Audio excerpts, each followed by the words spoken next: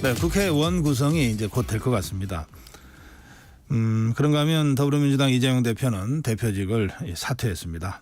주요 정치 현안 더불어민주당 박성준 원내 수석 부대표와 함께 짚어보겠습니다. 의원님 어서 오세요. 예, 안녕하세요. 반갑습니다. 네, 우리 박성준 의원님 지역구가 서울. 예, 중구 성동구 을입니다. 중구 성동구 을 지역입니다. 서울의 중심에 있습니다.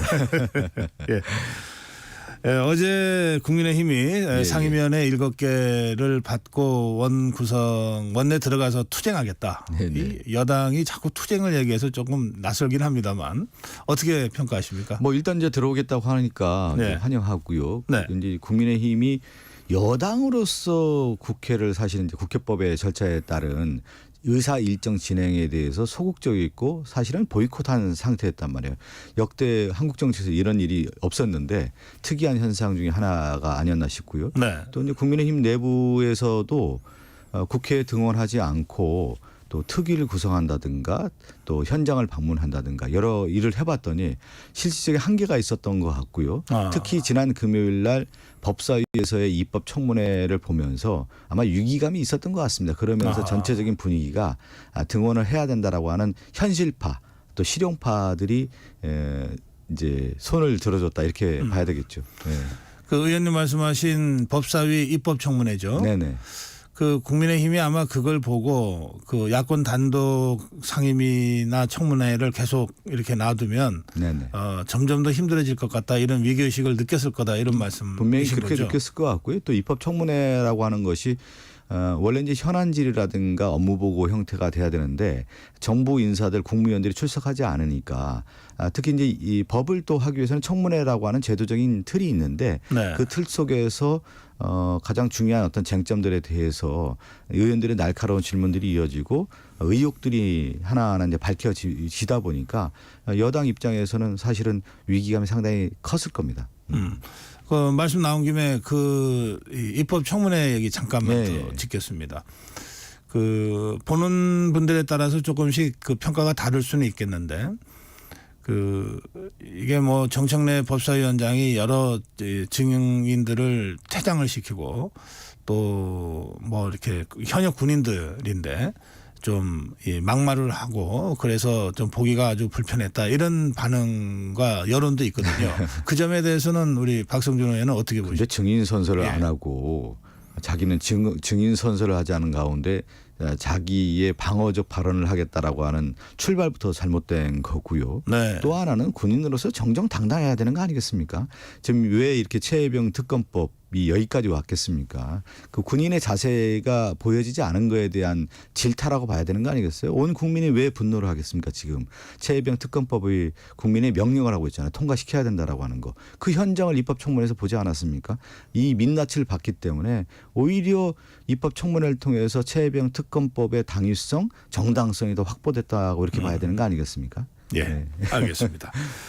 그 이번에 이제 그 여야 원내 지도부가 대략 몇 차례 정도 협상을 만나서 하신 겁니까? 제가 5월 13일부터 사실 처음 만나서 거의 한 20여 차례 했다고 볼 수가 있을 것 같고요. 네. 그 과정에서 사실은 저희가 이제 주장했던 것은 이번에 원구성 협상에 우리 민주당이 주장했던 가장 큰 쟁점은 국정의 정상화란 말이죠. 국정기조 전환이 가장 중요하다고 볼 수가 있는데 그러면 윤석열 정권 들어서서 2년 넘도록 이게 왜 이런 현상들이 나타나느냐. 결국은 윤 대통령의 독주체제 특히 국민이 선출한 민족 정당성을 확보한 입법부를 무시하고 사실 인정을 하지 않은 상태예요. 그리고 야당 대표도 인정하지 않은 상태에서 국정이 실정됐단 말이죠. 그렇게 하기 위해서 그런 과정에서 이걸 국정을 바로 세우기 위해서는 입법부가 바로 서야 되는 거고 그렇게 하는 전선에 있어서의 최전선에 이 법사위와 운영이 과방위가 있다. 이렇게 본 것이죠. 그래서 이 상임위에 대한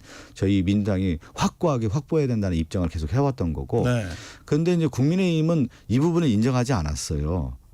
총선 민심을 받지 않고 오히려 21대 국회 후반기의 원구성이라고 하는 부분을 인정해달라. 근데 22대 국회가 선거가 이미 끝났는데 그러면 22대 국회의 선거의 민심을 받지 않고 21대 국회 원구성을 그대로 인정해달라고 하는 것 자체가 맞지 않다라고 하는 것을 계속 얘기해왔던 거죠. 그 과정들이 치열하게 전개가 되면서 여기까지 온 것입니다. 네.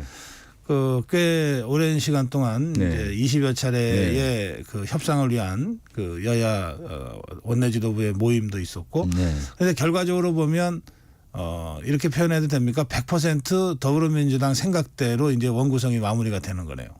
100% 생각보다는 그것이 이제 민심의 수용이라고 본 것이죠. 이번에 보십시오. 최혜병 특검법 입법청문회 보니까 결국 의혹의 당사자라고 할 수 있는 대통령실, 대통령까지 지금 관련돼 있는 부분이 드러나고 있는데 그러면 국민의힘이 최혜병 특검법을 거부해오는 당사자 역할을 했던 거 아니에요? 거수기 역할을 하고 비호기관으로 역할을 했던 부분이기 때문에 이건 안 되는 거 아니겠습니까?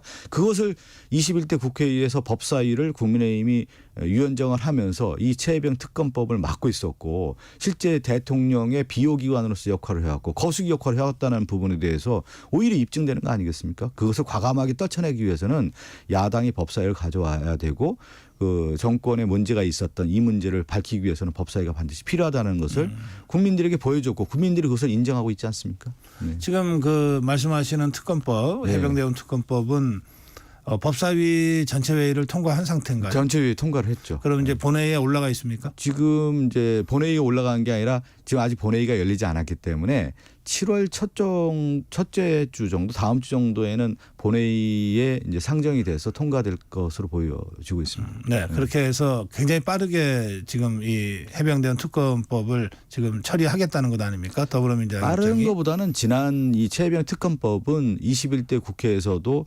오랫동안 그 사실은 이제 우리가 얘기한 패스트트랙이지만 200일, 300일 걸려가지고 본회의에 올라갔지만 실제 대통령의 거부권으로 인해서 폐기되지 않았습니까? 근데 네. 이 법은 다 이미 만들어졌기 때문에 네. 22대 국회 들어서서 저희가 또 총선할 때 공약으로 최혜병 특검법 바로 저희가 발의해서 통과시키겠다라고 하는 것을 대국민 약속을 했기 때문에 이미 이제 만들어진 거에 대한 보완으로서 특검법을 통과시켰다 이렇게 보면 되겠습니다.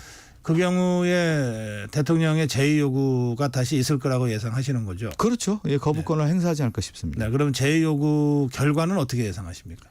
거부권을 행사할 것으로 보고 있고요. 네. 그 지금 이제 일정으로 보면 저희가 7월 초에 최혜병 특검법이 본회의를 통과하고 정부에 이송이 되면 7월 초나 아마 7월 둘째 주 정도에 될 것으로 보입니다. 네. 그러면 거부권 행사의 시기가 15일이기 때문에 아마 7월 20일경 정도나 7월 20일 좀 이후 네. 전후로 통해서 대통령이 이제 거부권을 행사할 것으로 보이기 때문에 그렇다고 하면 7월 임시국회가 한 7월 말까지 정도 되거든요. 8월 넘어가서 국회에서 재표결, 재의결을 하지 않을까 이렇게 전체적인 일정을 보고 있습니다. 그 경우에 재의결 그 전망은 어떻게 하십니까? 저는 제 개인적인 견해를 물어보는 건지. 예, 그렇습니다. 저는 통과될 거라고 봅니다. 왜 그러냐면 이게 전체적인 민심의 큰 흐름이 이미 네. 최혜병 특검법을 통과시키라고 하는 것이 이미 드러났고 그 민심을 국민의힘의 새로운 지도부가 수용하지 않을 수는 없다고 봅니다. 네. 그러면 이제 그러니까 단순 계산으로 하면 지금 108명의 국민의힘 의원들 중에 8명 이상의 찬성표가 나올 거다.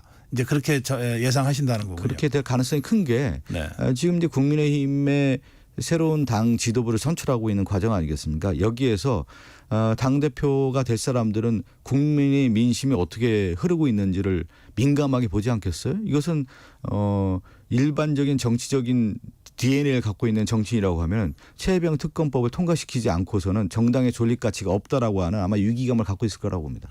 네. 그러면 이 특검법 말씀 중이니까 예. 한동훈 전 비대위원장이 당대표 출마 선언을 하면서 특검법을 독자적으로 네네. 이제 제3자 중립적인 뭐 대법원장 얘기가 네. 구체적으로 나왔습니다. 추천하는 특검법을 추진하겠다고 이제 사실상 당대표 후보로서의 공약을 내세운 건데 네. 그 부분에 대해서는 어떻게 평가하시는지요? 저는 한동훈 전 장관의 모습이 좀 이해가 안 가요. 뭐냐면 특검도 해봤고 검찰에서 수사를 해봤던 분 아니겠습니까? 그러면 특검의 취지가 무엇인지에 대해서 정확하게 알아야 될 거 아니에요. 이거는 최혜병 특검법은 대통령과 대통령실이 연관된 최고의 권력기관의 의혹이란 말이에요. 이걸 누가 풀 수가 있겠습니까? 그렇다고 하면은 민족 정당성을 확보한 국회의 의원들이 추천한 사람이 특검을 통해서 이것을 규명하는 것이 민족 절차적 과정, 민족 원리에 맞다라고 볼 수가 있을 것 같고요. 지금 이제 한동훈 전 장관의 얘기를 들어보면 과거의 BBK 특검 같은 경우 대법원장이 추천했다는 겁니다. 이거는 완전히 다른 문제라고 좀 봐야 되는 건데 과거의 BBK 특검 같은 경우 어떻게 됐습니까? 특검 당사자들이 실질적으로 면죄부를 주는 이명박 전 대통령의 면죄부를 줬던 역할을 했던 거 아니겠어요? 그런 면에서는 저는 타당하지 않다. 오히려 지금 가장 중요한 것은 이번 정부의 가장 권력기관이라고 하는 대통령실 또 국방부 경찰청까지 다 연루된 문제이기 때문에 특검을 할 수 있는 객관성이라고 하는 부분에 있어서는 이걸 견제할 수 있는 야당에서 추천하는 특검이 이것을 수사를 해야만 정당성을 확보할 수 있다 이렇게 보는 겁니다. 네, 네. 특검을 하려면 야당안을 그대로 받아라. 그럼 받아들여야죠. 그 말씀이시죠. 그리고 또 그 얘기를 많이 했잖아요. 아니 이게 뭐가 문제가 있다고 하면 그 특검에 무슨 저희가 있겠습니까? 그냥 수사 받고 문제가 없다고 하면 거기에 드러나서 그것을 수용하면 되는 것이죠. 뭘 이렇게 말이 많은지는 모르겠어요. 그 야권 일각에서는 그래서 이게 시간 끌기를 하는 거냐 이런 의혹도 그럴 수 제기되는데요. 있죠. 왜 그러냐면 이제 이걸 오히려 이렇게 특검 수사에 특검을 누구라 할 거냐에 대한 부분으로 정쟁화시켜서 이것을 지연 전략을 할 가능성이 크다고 보는 것이죠. 네. 네, 알겠습니다. 정정당당하다 하면 그냥 받으면 되는 거 아니겠습니까? 특검을 거부한 자가 범인이라고 누누이 이 정부가 윤석열 정권이 얘기했고 윤석열 대통령이 얘기했던 분들이 다 있는 거 아니겠어요? 그럼 그냥 특검 받고 그 부분에 대해서 객관성이 담보되지 않겠습니까? 특검이. 예, 그러면 그것을 수사 받으면 되는 것이죠. 이제 원구성을 이제 국민의힘이 7개 상임위를 수용하는 걸로 결론을 내리면서 그 자리에서 네. 추경호 원내대표가 그 사의 표명을 했는데 그건 어떻게 평가하고 어떻게 전망하시는지요? 추경호 대표님도 저하고 저희 이제 같이 박찬혜 대표와 회동을 이제 2+2 회동을 자주 했고 제가 자주 또 의장님하고 회동할 때도 제가 옆에서 이제 지켜보는데 얼마나 또 집권당의 여당의 원내대표로서 고민이 많았겠습니까? 그리고 그것을 관철시키기 위해서 노력을 해왔는데 네. 저희가 그런 얘기를 했어요.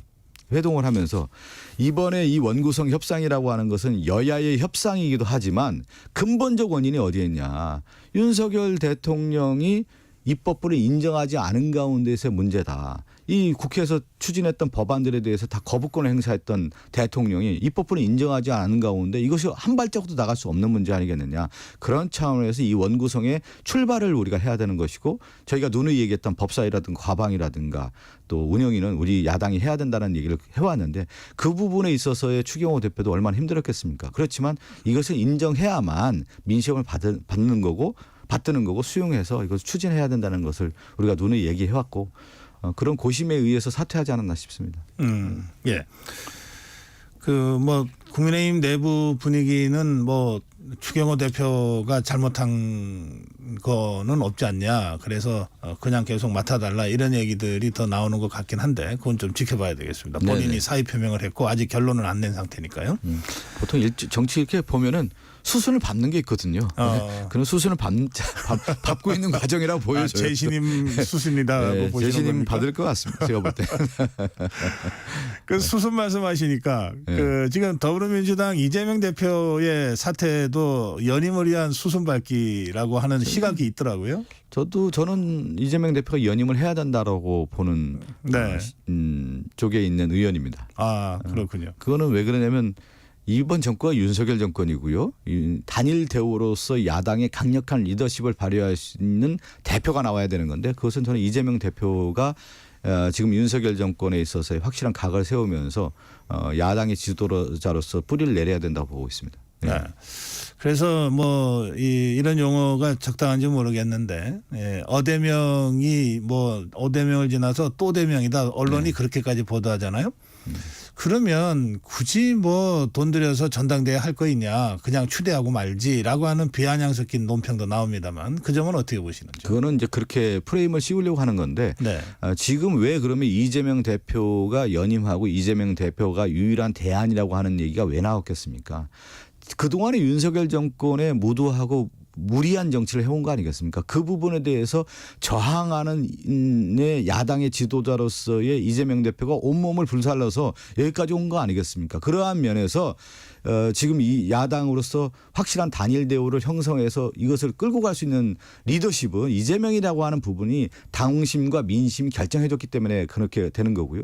지금 이제 전당대회라고 하는 것은 어느 날 뭐 이게 규정이 바꿀 수 있는 게 아니지 않습니까? 일정한 어떤 과정이 있는 거고 또 전당대회를 통해서 단합과 통합을 이룰 수 있는 어떤 큰 힘을 발휘할 수 있는 부분이기 때문에 저는 그런 과정이 반드시 필요하고 이재명 대표가 그러한 과정 속에서 당대표가 다시 연임이 돼서 확실하게 리더십을 발휘해야 된다고 보고 있습니다. 그러면 이번에 그 이재명 대표와 또 다른 후보가 네네. 경선을 할 것 같습니까? 아니면 그냥 단독 후보로 나가서 추대되는 걸로? 그건 모르겠습니다. 지금까지 뭐 누가 새로운 후보가 나온다는 건지 지금 이인영 의원 얘기가 여기저기서 나오긴 하던데 어떻게 전망하시는지? 아니 그거는 저는 이인영 의원님을 입장을 잘 모르는데 지금 항상 우리가 그 얘기하잖아요. 그러면 시대정신을 얘기하는데 그럼 민주당이 가야 할 시대정신을 실현해 줬던 인물이냐. 그러면 정치 지도자의 과거의 업적과 현재의 모습과 미래를 볼 수 있는 거 아니겠습니까? 그러면 야당 지도자로서 그러면 윤석열 정권 등장해서 얼만큼 잘 그러한 리더십을 발휘했느냐. 그리고 현재 그러한 지도 체제를 유지하고 그걸 앞으로 잘 이끌 수 있느냐에 대한 부분을 비전을 보고 있지 않겠습니까? 그러한 부분을 가지고 당대표를 선출하는 것이지 단순하게 당대표 나온다라고 하는 부분을 가지고 저희가 평가할 문제는 아니라고 봅니다. 네. 그러면 지금 우리 박성준 의원 말씀은 또 박성준 의원이 전해 주시는 더불어민주당의 대체적인 분위기는 그렇죠. 뭐 사실 억지로 억지 춘향격으로 뭐 구색 갖추기 위해서 생각도 없는 사람을 일부러 출마시켜서 경선 모양을 만들고 이럴 이유가 별로 없다. 그렇게도 들리네요. 아니 저는 뭐 출마한다면은 뭐 그건 뭐 마다할 건 없지만 과거의 야당과 지금의 야당 모습이라고 하는 것이 저희들이 이제 더 항상 그런 얘기 하잖아요. 선명 야당이라고 하는 부분이잖아요. 네. 선명 야당을 추진하고 그것을 할 수 있는 사람이 누구냐를 보는 거 아니겠습니까? 저는 거기에 있다고 보고요. 그것을 위해서 당원들도 그렇고 국민들도 그것을 선택한다고 보기 때문에 무슨 구색 맞추기 무슨 계산적으로 이렇게 하고 이런 것이 지금 정치에서 그게 먹힐 수 있겠습니까? 예. 저는 그 타당하지 않다고 봅니다. 그런 것들. 알겠습니다. 그런 생각 자체가 잘못됐다고 봅니다. 뭐 각자의 선택이니까 좀 기다려 보는데 뭐 출마자가 없으면 뭐 그냥 가는 거다. 이제 그렇죠. 이렇게 제가 이해가 되네요. 예. 알겠습니다.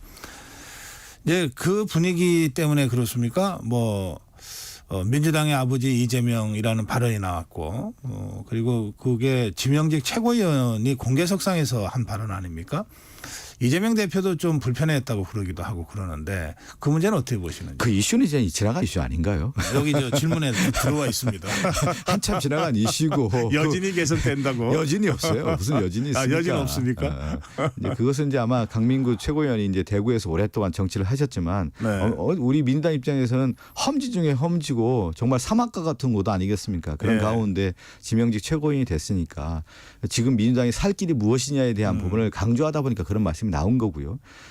그 정도로 지나가는 이슈지 뭘 그걸 같이 이렇게 언론에서 너무 확대 재생산하려고 하는 부분 자체가 저는 좀 이해가 안 되는 부분이 있었습니다.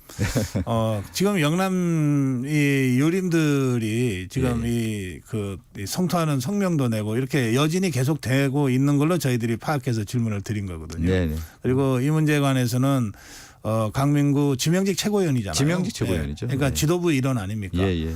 또 어쨌든 그 상대가 이재명 대표니까 전 대표니까 뭔가 이 부분에 대해서는 우리 국민들이 납득할 만한 입장 표명 정도는 필요한 것 아니냐. 충분히 다 나간 거 아닌가요? 제가 얘기한 것도 지금 충분한 입장이 되는 거고 다 입장이 되는 것이지 그거 가지고 좀 더 이렇게 확대하려고 하는 것 자체가 좀 잘못된 것 같습니다.